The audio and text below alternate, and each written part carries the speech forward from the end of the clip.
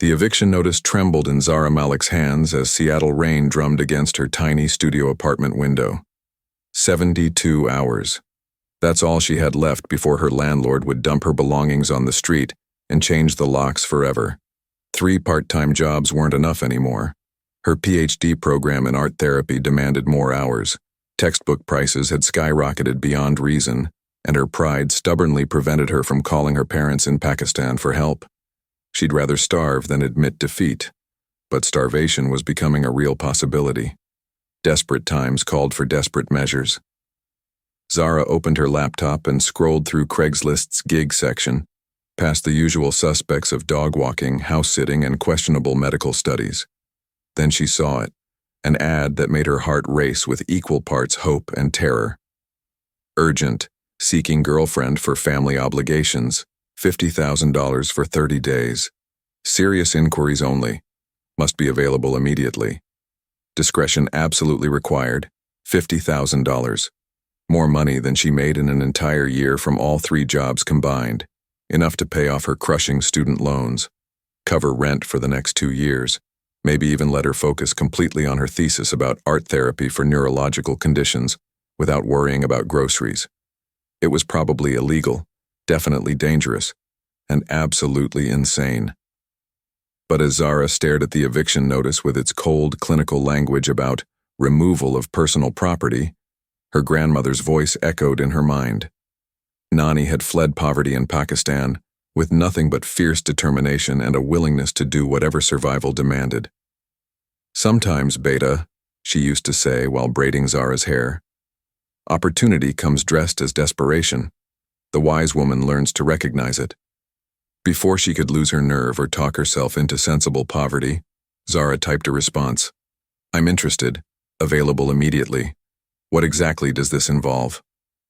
The reply came within minutes, as if someone had been waiting by their computer. Coffee tomorrow, 10 a.m., grind coffee on 5th Street. Wear something blue. Ask for table 7.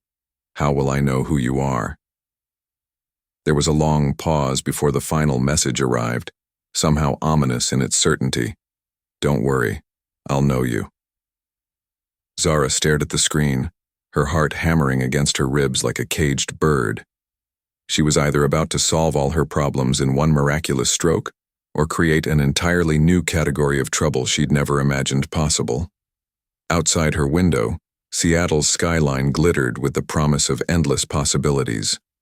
Somewhere out there in that maze of glass and steel was a man desperate enough to pay $50,000 for a fake girlfriend, someone wealthy enough to treat that amount like pocket change, yet lonely enough to need professional companionship. Tomorrow morning, she'd discover if she was desperate enough to be exactly what he needed. Zara closed her laptop and tried to sleep, but her mind raced with questions. What kind of man needed to buy affection? What family obligations required hired romance? And most importantly, what had she just gotten herself into? Only time would tell. Welcome to another episode of Ever After. Kindly comment where you are listening from and subscribe so you don't miss out on our next episode. Chapter 1. Desperate Zara answers the Craigslist ad. Grind coffee buzzed with typical Seattle energy. Startup founders pitching investors over flat whites, freelancers typing furiously on laptops that made them look important, baristas calling out complicated drink orders with practiced efficiency. Zara sat at table 7 wearing her only blue dress, a vintage Goodwill find that had cost her $12 precious, trying desperately not to look as nervous as she felt. She'd arrived 20 minutes early, partly from anxiety and partly because she'd never been offered $50,000 for anything in her entire life. Her hands shook slightly as she sipped her latte. $3.50 she couldn't really afford, and wondered what kind of man needed to pay for companionship. A serial killer? A controlling sociopath? Someone with terrible hygiene and worse social skills? Excuse me, are you Zara? She looked up and completely forgot how to breathe. The man standing beside her table was devastating. Tall, probably 6'2", with dark hair that looked like he'd run his fingers through it, and olive skin that suggested Mediterranean heritage. His charcoal wool coat probably cost more than her entire semester's tuition, and underneath she caught glimpses of a perfectly tailored navy suit. But it was his eyes that stopped her heart cold. Dark brown, almost black, with long lashes that belonged in mascara commercials. Eyes that looked directly at her but somehow seemed to be looking through her at the same time, as if she were made of glass. "I'm Kai Romano," he said, extending a perfectly manicured hand. His voice was deep, cultured, with just the hint of an accent she couldn't place. "Thank you for coming on such short notice." Zara shook his hand, noting the expensive watch on his wrist, and the way his grip was firm but careful, like he was afraid of breaking something delicate. "I have to admit, this isn't exactly what I was expecting." "What were you expecting?" Kai settled into the chair across from her with fluid grace, every movement controlled and deliberate. "Honestly, someone who actually needed to pay for a girlfriend." A smile tugged at the corner of Kai's mouth, transforming his face from merely handsome to absolutely devastating. "That's a fair point. You want the complete truth?" "That would be refreshing in this situation." Kai leaned back in his chair, studying her face with an intensity that made Zara's cheeks warm despite the morning chill. "I need a girlfriend for exactly 30 days, someone who can attend family dinners, charity events, and convince my grandfather that I'm capable of maintaining a serious relationship." "Why?" "Because if I'm not settled down by my 30th birthday, I lose my inheritance. All of it.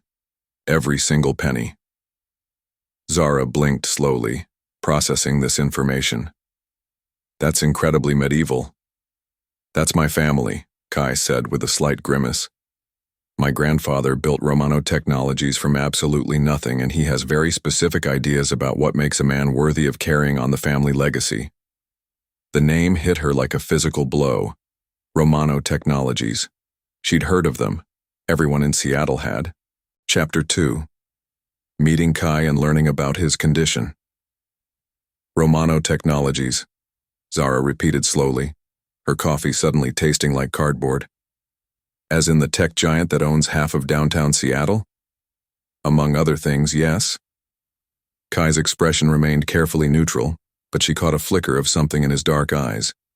Resignation, maybe, or disappointment. "So you're actually—" She gestured vaguely at his expensive clothes, his perfect posture, the way he commanded attention without even trying. "Rich. Yes. Obscenely so, according to most people." His voice carried a bitter edge. "Is that going to be a problem?"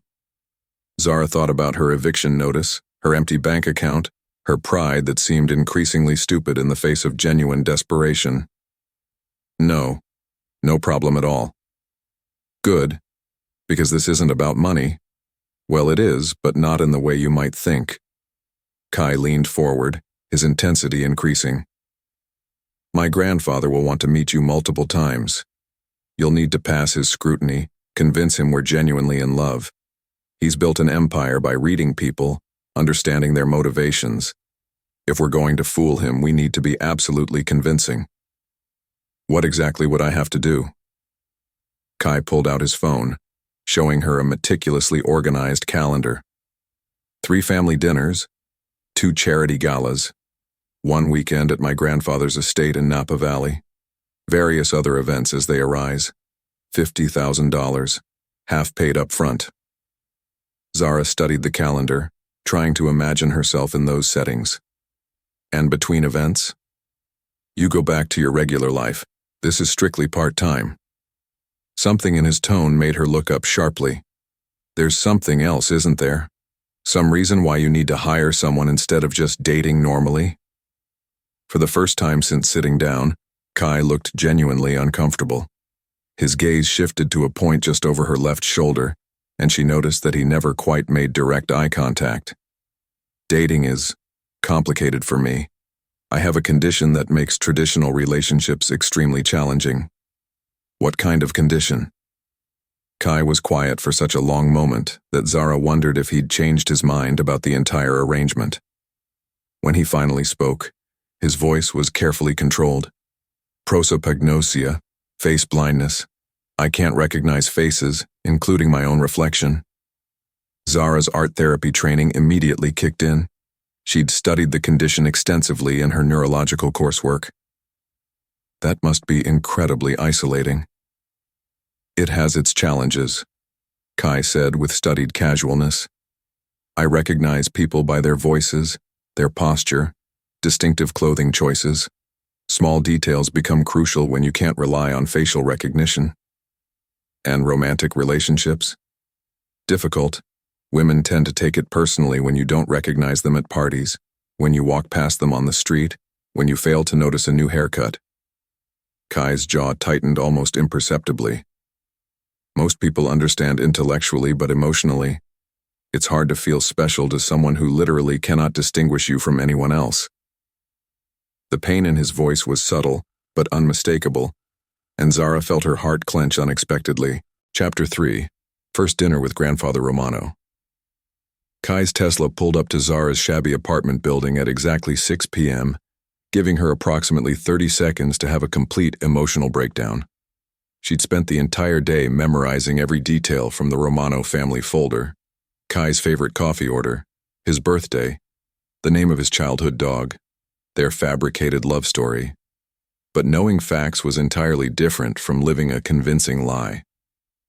You look absolutely beautiful, Kai said as she slid into the passenger seat, his voice warm and genuine in a way that caught her completely off guard. Thank you. How can you tell? Your voice, he said simply, pulling smoothly into Seattle traffic. You sound different when you feel confident about yourself. More musical. It's quite attractive. Heat crept up Zara's neck despite her nervousness. This was supposed to be purely business, but the way he said things like that made it feel disturbingly real. The Romano estate in Bellevue was Mediterranean grandeur personified. Sprawling mansion with terracotta roof tiles, manicured gardens that probably employed a small army, and a circular driveway lined with more luxury cars than a high-end dealership. Ready for this? Kai asked, opening her door with practiced chivalry. Before she could answer, the massive front door swung open to reveal a woman in her 70s with silver hair and the kindest eyes Zara had ever seen. Kai, sweetheart. The woman enveloped him in a warm embrace that immediately transformed his carefully controlled demeanor. And you must be Zara. I'm Maria, Kai's aunt. We've heard absolutely nothing but wonderful things. It's lovely to meet you, Zara said, accepting Maria's surprisingly strong hug. The woman smelled like vanilla and fresh roses, her embrace genuinely welcoming.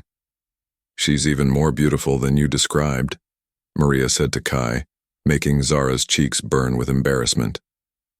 The house felt like an actual home despite its obvious wealth. Family photographs lined the hallways, the sound of animated conversation and laughter drifted from what was presumably the dining room, and everything radiated warmth and love. Papa's waiting in his study, Maria said, leading them through a maze of elegant rooms. He wanted to meet Zara privately before dinner. Kai's hand found Zara's, fingers intertwining with surprising naturalness. It'll be perfectly fine, he murmured, though she wasn't entirely sure if he was reassuring her or himself. Giuseppe Romano's study was pure old-world authority. Dark wood paneling, leather-bound books, and a massive mahogany desk that practically screamed power. The man behind it was smaller than Zara had expected, but his presence filled the room completely. Sharp, dark eyes, thick silver hair, and the kind of penetrating intelligence that missed absolutely nothing. So, he said without any preamble whatsoever, you're the remarkable woman who's finally captured my grandson's well-guarded heart. Zara forced herself to smile despite her racing pulse. I'd say the capture was entirely mutual, Mr. Romano. Giuseppe, please. And sit down, both of you. Despite what my children think, I don't actually bite. His accent was subtle but warm, and when he smiled, Zara could see exactly where Kai had inherited his devastating good looks. Chapter 4. Zara discovers her resemblance to Sophia. Dinner with the Romano family was like being enthusiastically adopted by a warm, chaotic, absolutely overwhelming Italian embrace. The dining room table seated 12 people, and every single chair was filled with aunts, uncles, cousins, and family friends, who all seemed to have passionate opinions about Kai's mysterious new girlfriend. "She's absolutely perfect for you," declared Aunt Maria, passing Zara a third enormous helping of homemade pasta despite her laughing protests. "Just look at how she makes you smile, Kai." "Very pretty girl," added Uncle Tony, Giuseppe's younger brother. "But can she cook? A man needs a woman who can feed him properly, not just look decorative." "She's a scholar, not a housewife," snapped cousin Isabella, a successful lawyer visiting from San Francisco. "Besides, Kai can certainly afford to hire professional chefs." "Money doesn't make a meal taste like love," Giuseppe said mildly from the head of the table, but his eyes twinkled with obvious amusement at the family dynamics. Throughout the lively dinner, Kai remained close to Zara's side, his hand frequently finding hers under the table or resting gently on her back when he leaned over to murmur translations of the rapid-fire Italian that occasionally took over the conversation. He was completely different here, relaxed and genuinely happy in ways she hadn't seen in his sterile office environment. This was Kai with his emotional armor completely down, surrounded by people who loved him unconditionally. It made their deception infinitely harder to stomach. After dinner, while the men gathered in Giuseppe's study for espresso and what sounded like an increasingly heated discussion about European soccer teams, Maria linked her arm through Zara's with conspiratorial warmth. "Come with me, dear. Let me show you our family photographs. Giuseppe absolutely loves boring newcomers with our entire history."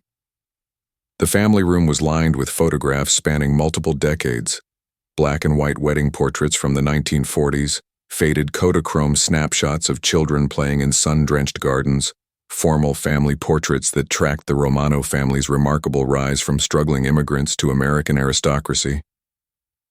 "This is Giuseppe and Sofia on their wedding day," Maria said, stopping in front of a large, beautifully framed photograph. 1952. She was only 19 years old. So young, so incredibly beautiful. Zara looked at the photograph and felt her entire world tilt sideways. The woman in the elegant wedding dress could have been her identical twin sister. Same dark hair falling in soft waves, same warm brown eyes, same delicate bone structure that suggested mixed heritage. Even the smile was hauntingly familiar. The slightly shy, uncertain expression Zara always wore in photographs when she wasn't sure if she truly belonged. Zara swallowed hard, her voice coming out strangled. "She's absolutely beautiful." She was the complete love of Giuseppe's life. Maria continued, apparently not noticing Zara's obvious shock. They were married for 27 wonderful years before cancer took her. He never remarried, never even looked seriously at another woman, said his heart belonged to Sofia forever. Chapter 5. Kai teaches Zara about his world. Real intimacy builds. Saturday morning at Romano Technologies felt like stepping into an entirely different universe. Without the usual corporate hustle and bustle, the 34th floor felt intimate, almost peaceful, when Zara arrived for what Kai had mysteriously called gala preparation. "Coffee?" Kai gestured toward an elaborate Italian espresso machine that probably cost more than her car. "I figured we should discuss tonight's strategy." "Please." She settled into the plush chair across from his massive desk, noting how the morning light streaming through floor-to-ceiling windows made everything look golden and warm. "What exactly am I preparing for?" "The Children's Hospital Foundation Gala. 500 of Seattle's wealthiest people gathering to donate obscene amounts of money and be seen doing it." Kai worked the espresso machine with practiced efficiency, his movements precise and confident. "We'll need to mingle convincingly, dance without embarrassing ourselves, and make everyone believe we're completely mad about each other." "Dancing?" Zara's stomach immediately clenched with anxiety. "I should probably mention that I'm not exactly graceful on my best days." Kai's smile was unexpectedly soft as he handed her a perfect cappuccino. "Neither am I, truthfully. Face blindness makes it extremely difficult to follow a partner's movements and facial cues."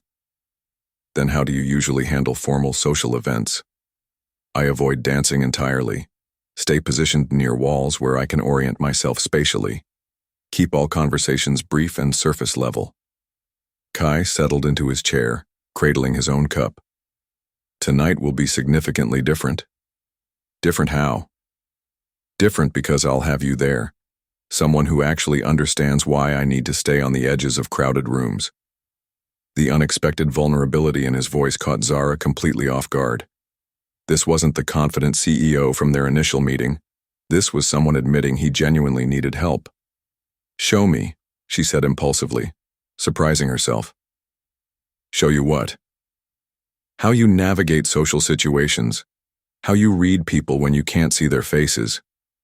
Zara stood up, sudden understanding making her bold. "If I'm going to be convincing as your girlfriend, I need to understand how you actually experience the world." Kai looked uncertain for the first time since she'd met him. "It's not particularly romantic." "I'm not asking for romance. I'm asking for honesty." Something shifted in Kai's expression. Surprise maybe, or recognition. He stood slowly, moving around his desk to stand near her. "Close your eyes," he said softly. "What?" "If you want to understand how I experience other people, you need to stop relying entirely on sight." Zara hesitated, then let her eyelids fall closed. Immediately, the world transformed completely. The building's ventilation system seemed louder. Kai's expensive cologne became more pronounced, and she could hear the distant sound of traffic from the street below. "What do you notice?" Kai's voice came from slightly to her left. "You moved. Your voice is coming from a different direction now." "Good. What else?" Zara concentrated, trying to parse the subtle information her other senses were suddenly providing. Chapter 6. The Charity Gala. Public debut as a couple. The dress arrived at exactly 3 p.m. in packaging that practically screamed luxury and expense. When Zara carefully lifted the tissue-wrapped garment from its pristine white box, she let out an involuntary gasp of pure amazement. It was absolutely stunning. Midnight blue silk that felt like liquid water flowing between her fingers, with delicate silver beading that caught and reflected light like captured stars. When she held it up against herself in front of her tiny bathroom mirror, she realized with shock that it would fit her absolutely perfectly. How had Kai known her exact measurements? Then she remembered his obsessive attention to detail, his obvious need to catalog every piece of information that might help him navigate complex social situations. He'd probably estimated her size from their brief meetings and filed the information away with everything else he'd systematically learned about her. The thought should have felt clinical and calculating. Instead, it felt surprisingly intimate. By 7 p.m., Zara had transformed herself into someone she barely recognized in the mirror. The dress hugged her curves in all the right places. Her dark hair was swept into an elegant updo she'd learned from YouTube tutorials, and she'd applied makeup with the careful precision of someone who'd watched countless beauty videos.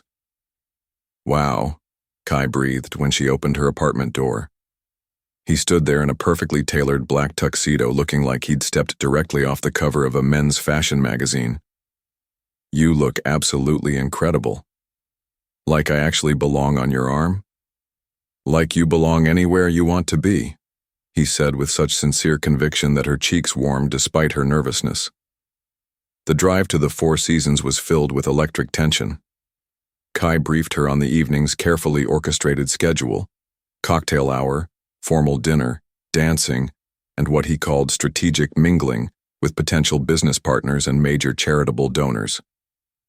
"Remember," he said as uniformed valets approached their car, "we're madly in love. 6 months of blissful relationship, talking seriously about moving in together, possibly even discussing marriage in the near future." "Marriage?" Zara's voice came out slightly strangled. "Grandfather's traditional expectations. He firmly believes in extended courtships followed by swift engagements."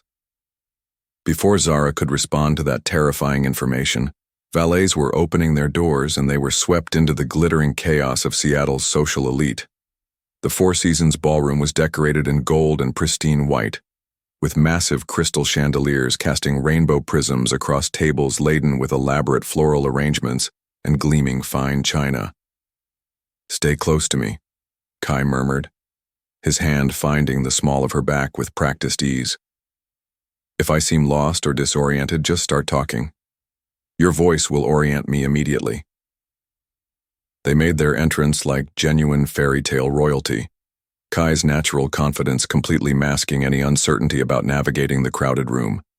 Within minutes, they were surrounded by well-wishers, business associates, and society matrons who all seemed to have strong opinions about Kai's mysterious new girlfriend. "Kai, darling," a perfectly coiffed woman in her 60s descended on them like an elegant bird of prey. Chapter 7. Zara discovers Kai's real feelings versus the contract. Zara should have known something was seriously wrong when she found Patricia Romano crying alone in the Romano Technologies employee break room. It was Wednesday morning, exactly 3 weeks into their carefully orchestrated fake relationship, and Zara had developed a comfortable routine of stopping by Kai's office with coffee before heading to her morning classes. But today, instead of Patricia's usual warm greeting and efficient assistance, she discovered the older woman sitting alone at a small table with tears streaming down her normally composed face. "Patricia, what's wrong?"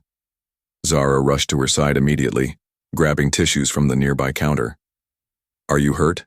Is everything okay?" "Oh dear," Patricia said, dabbing carefully at her eyes while trying to compose herself. "I'm so sorry. I didn't expect anyone to arrive this early." "Is it Kai? Is he okay? Has something happened?" "He's fine. Physically, anyway." Patricia's expression grew deeply troubled. "It's just, I've worked for the Romano family for 15 years now. I've watched that boy build walls around his heart brick by brick, and I genuinely thought—" "You thought what?" Patricia looked at Zara with something uncomfortably close to pity. "I thought you were finally going to be the one to tear those walls down." A cold sensation of dread settled heavily in Zara's stomach. "What do you mean by that?" "The contract, dear. I process all of Mr. Romano's legal documents as part of my job. I know this entire relationship has a very specific expiration date." Zara's world suddenly tilted sideways. Patricia knew? Had she known from the very beginning? "I don't understand what you're talking about," Zara said weakly, though her voice lacked any real conviction. Patricia's laugh was bitter and knowing. "Oh, honey, the entire office staff knows about the arrangement. $50,000 for 30 days of fake romance? Word gets around quickly, especially when the accounting department has to process such unusual payment authorizations." Heat flooded Zara's cheeks with embarrassment and something close to shame. "What exactly do people know?" "That Mr. Romano hired you to play his girlfriend specifically for his grandfather's benefit. That there's a detailed contract with specific performance requirements and financial penalties for early termination." Patricia's voice grew gentler, more maternal.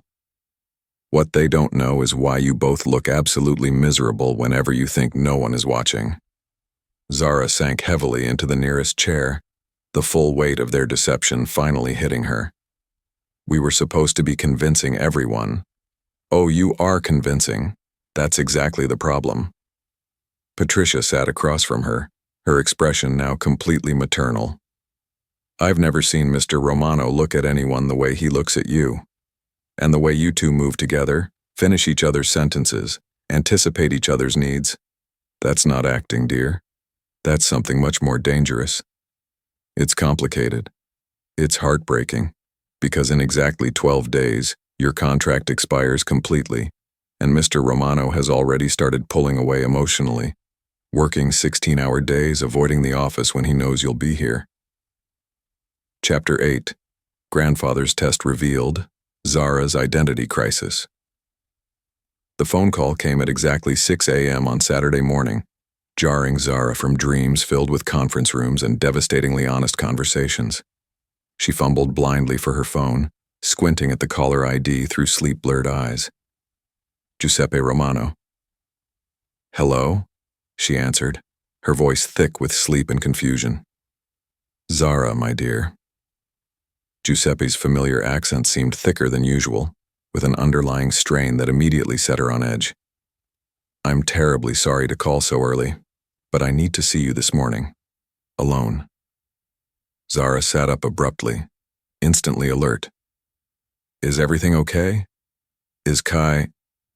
Kai is perfectly fine. He's at his office working, as usual. This conversation needs to be strictly between you and me. Something in Giuseppe's tone made Zara's stomach clench with apprehension. Of course, I can be there within an hour. Excellent. And Zara, please don't tell my grandson about this call, not yet. The line went dead, leaving Zara staring at her phone with rapidly growing dread. After yesterday's devastating revelation in the conference room, after finally admitting their feelings were genuine, why did Giuseppe want to see her alone? An hour later, Zara stood on the familiar steps of the Romano estate, her hands actually shaking as she rang the doorbell. Giuseppe himself answered, looking older and more fragile than she remembered. Thank you for coming so quickly, he said, leading her directly toward his intimidating study. Coffee? You look like you desperately need it. Please. Giuseppe's study felt completely different in the soft morning light. Less intimidating, more intimate somehow. He poured coffee from an elegant silver service, his movements careful and deliberate. You're wondering why I called, he said, settling into his massive chair behind the imposing desk. The thought had definitely crossed my mind. Giuseppe's smile was infinitely sad. I have something important to tell you. Something that will fundamentally change how you see this entire situation. Zara's chest tightened with anxiety. What kind of something? The complete truth about why my grandson specifically hired you. The world seemed to tilt dangerously. I don't understand. Giuseppe opened a desk drawer and pulled out a thick, meticulously organized folder. He set it carefully on the desk between them. 3 months ago, Kai came to me in absolute desperation. His 30th birthday was rapidly approaching, and he knew exactly what that meant for his inheritance. He begged me to reconsider the conditions of my will. And I told him that love cannot be negotiated, postponed, or purchased. If he wanted to inherit Romano Technologies, he needed to prove he was genuinely capable of opening his heart to another person. Zara's hands trembled as she reached for her coffee cup. So he hired me. So he hired you, but not randomly, my dear. Giuseppe opened the folder and spread several photographs across the polished desk surface. Zara gasped audibly. They were all photographs of Sophia, but they could have been pictures of Zara herself. Chapter 9. The Inheritance Decision and Separation. Kai's 30th birthday dawned gray and persistently drizzly, Seattle's typical March weather perfectly matching the heavy storm clouds gathering ominously in Zara's heart.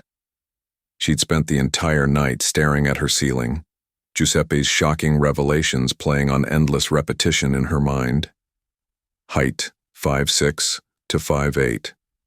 Hair, dark brown to black. Eyes, brown.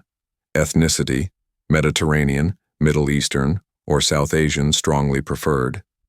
She wasn't a person to him, she was a carefully curated checklist, a strategic replacement for a dead woman's cherished memory. Her phone buzzed insistently with a text from Kai. Dinner tonight?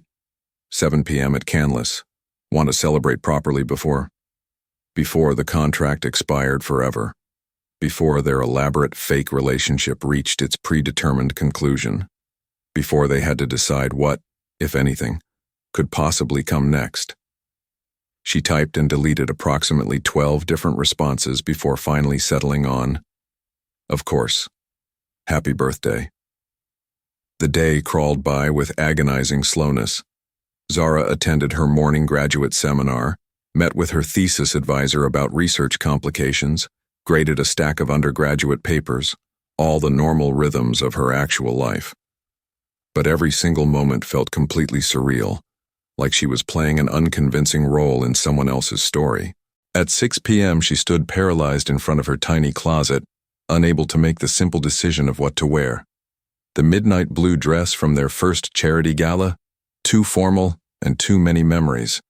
The burgundy wrap dress from dinner with Giuseppe, too calculated and manipulative. In the end, she chose a simple black dress she'd bought with her own money, before Kai Romano and his elaborate contracts had completely complicated her life. Canlis was exactly the kind of restaurant where Seattle's established elite celebrated life's most important milestones. Zara had never been there before. It was far outside her modest budget and limited social circle. But tonight, she walked through the elegant dining room like she actually belonged, guided by weeks of intensive practice at playing a billionaire's sophisticated girlfriend. Kai was already seated at their reserved table, staring out at Elliott Bay's panoramic view with an expression she couldn't read. He looked devastatingly handsome in a perfectly tailored charcoal suit, but there was something fundamentally different about his demeanor. A tension in his shoulders, a careful distance in his dark eyes that made Zara's heart clench painfully. "Happy birthday," she said, settling into the chair across from him with forced calm. Kai's smile was warm, but somehow felt rehearsed. "Thank you. You look absolutely beautiful tonight. So do you." The words felt automatic, part of a script they'd been carefully performing for weeks. They ordered wine, made polite small talk about the spectacular view and the restaurant's reputation, discussed anything except the enormous elephant sitting at their table. Kai asked about her thesis progress. Zara inquired about his latest business project. They were polite, careful, like complete strangers who were afraid of saying the wrong thing. It was only when their expensive entrees arrived that Kai finally addressed the subject they'd both been avoiding. Chapter 10. Kai chooses love over money, recognizes Zara's true self. "I'm walking away," Kai said firmly, standing up from the conference table. "From all of it." The boardroom erupted in shocked voices. Harold Chen nearly dropped his briefcase. "Mr. Romano, you can't be serious. This is a $20 billion inheritance. I've never been more serious about anything in my life." Kai straightened his tie and looked directly at Giuseppe, who was watching with knowing eyes. "Some things are worth more than money." "Kai, think about what you're doing," pleaded Aunt Maria from across the room. "This is your birthright, your legacy." "My legacy isn't a company built on obligation and conditions. It's whatever I choose to build with my own hands." Kai moved toward the door, his decision crystallizing with each step. Give it all to charity. Set up the Sofia Romano Foundation for Neurological Research. Giuseppe stood slowly, his weathered face breaking into the proudest smile Kai had ever seen. "Your grandmother would be so proud of the man you've become." "I hope so, because I'm about to find out if love is really worth more than billions." Kai drove through Seattle's rain-soaked streets with his heart hammering against his ribs. He found Zara exactly where he'd hoped, tucked into her usual corner of the university library, surrounded by textbooks and looking utterly heartbroken. "Zara," he said softly. She looked up, and for a moment hope flared in her dark eyes before being replaced by careful wariness. "Kai, shouldn't you be celebrating your inheritance?" "I didn't take it. I walked away from everything." "What?" Zara stood so quickly her chair scraped against the floor. "That's insane. That was your entire life's work." "No, that was my grandfather's life work. Mine starts now." Kai moved closer, desperate to make her understand. "I didn't fall in love with your face, Zara. I can't even see faces clearly. I fell in love with your voice, your laugh, your brilliant mind, your enormous heart. But Giuseppe told me about your ad, about looking for someone who resembled Sofia. Maybe my subconscious was drawn to familiarity, but my heart fell for you. The real you." Kai reached for her hands. "I'm not asking you to replace anyone or fill any void. I'm asking you to build something completely new with me." Tears spilled down Zara's cheeks. "You gave up billions of dollars. I gave up money to gain everything that actually matters." Kai dropped to one knee right there in the library, ignoring the stares of other students. "Marry me, Zara. Not because of any contract or obligation, but because I love you desperately, and I want to spend my life proving that love is real." Through her tears, Zara laughed. "You're completely insane. Is that a yes?" Yes, you impossible, wonderful man. Yes. When they kissed in that quiet corner of the library, surrounded by books and dreams and infinite possibility, they both knew they had found something worth more than any inheritance. They had found true love, freely chosen and completely real. Epilogue. 6 months later, the Seattle Times wedding announcement was surprisingly simple for two people whose love story had begun with such elaborate deception. Romano Malik, Zara Malik, and Kai Romano were married in a private ceremony at the Romano family estate on September 15th. The bride is a doctoral candidate in art therapy at the University of Washington, specializing in neurological conditions. The groom is CEO of Phoenix Technologies, a startup focused on accessible technology for people with cognitive differences. In lieu of traditional gifts, the couple has requested donations to the Sophia Romano Foundation for Neurological Research. The couple will honeymoon in Italy before returning to Seattle, where they plan to continue their work making technology more inclusive and accessible for all users. What the formal announcement didn't mention was that Giuseppe Romano had never been prouder of his grandson, or that he'd quietly transferred half of Romano Technologies to the Sophia Romano Foundation the day after Kai walked away from his inheritance. It didn't mention that Zara had finished her PhD with a groundbreaking thesis on art therapy for people with prosopagnosia, or that Phoenix Technologies' first revolutionary product was an innovative app that helped people with face blindness navigate complex social situations. It didn't mention that when they'd reunited in the library that terrible morning after his birthday, Kai had fallen to his knees and begged her forgiveness with tears streaming down his face, or that Zara had said yes to his proposal not because of any enormous diamond ring, which he'd forgotten entirely, but because he'd finally learned to ask instead of assume. It didn't mention that Patricia Romano had cried tears of joy when she heard the news, or that Maria had immediately begun planning the most beautiful wedding Seattle had ever seen. And it certainly didn't mention that when Kai and Zara exchanged their wedding vows 6 months later, he recognized her not by sight but by the sound of her laugh, the rhythm of her breathing, the way her hand felt absolutely perfect in his, and the distinctive way her voice caught when she was trying not to cry. Giuseppe sat in the front row during the ceremony, tears streaming down his weathered cheeks thinking about Sophia and how proud she would be of the love story she'd helped orchestrate from beyond the grave. Because some love stories, after all, are far too beautiful and complex for newspaper announcements. They require a lifetime to tell properly, with all their messy complications and unexpected grace.